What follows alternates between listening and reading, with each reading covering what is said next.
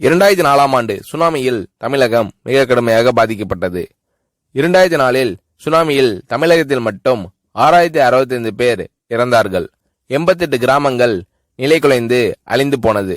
இந்த சூழ்நிலையில் அம்மா அவர்கள் எடுத்த நடவடிக்கையால் 10 கிராமங்களுக்கு ஒரு அமைச்சர், ஒரு IAS அதிகாரி, ஒரு PRO என்ற ஒரு குழுவை அமைத்து உலக வரலாற்றிலேயே இது போன்ற மீட்பு நடவடிக்கை இருந்திருக்காது என்ற அளவில் 3 நாளில் பாதிக்கப்பட்ட கிராமங்களுக்கு மின்சாரம் வழங்கப்பட்டது.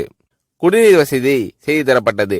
இந்த மின்னல் வேக நடவடிக்கையால் அப்போதிருந்த இந்திய ஜனாதிபதி அப்துல் கலாம் மற்றும் அமெரிக்காவின் முன்னாள் அதிபர் கிளின்டன் ஆகியோரின் பாராட்டுகளை அம்மாவின் அரசு பெற்றது.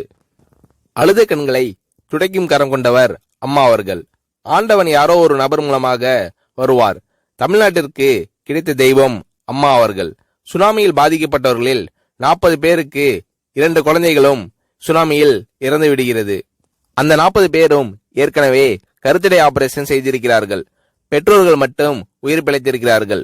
உயிர் பிழைத்தவர்களுக்கு இனி குழந்தை கிடையாது என்ற நிலையில் அவர்களுக்கு கருணைவு ஆபரேஷன் செய்து அவர்களில் பல பேருக்கு குழந்தை பிறந்து அந்த குழந்தைகள் இன்று பள்ளிக்கு சென்று கொண்டிருக்கிறார்கள். நாகப்பட்டினத்தில் அம்மா அவர்கள் மீனவர்களை சந்தித்த போது மீனவர்கள் கதறி அழுதார்கள். அவர்களிடம் அம்மா அவர்கள், நான் இருக்கிறேன், நீங்கள் கவலைப்படாதீர்கள், இழந்து போன உயிரை தவிர மீதி அனைத்தையும் நான் உங்களுக்கு தருவேன் என்று அவர்களுக்கு தேவையான அனைத்து உதவிகளையும் செய்து தந்தார் அம்மா அவர்கள்.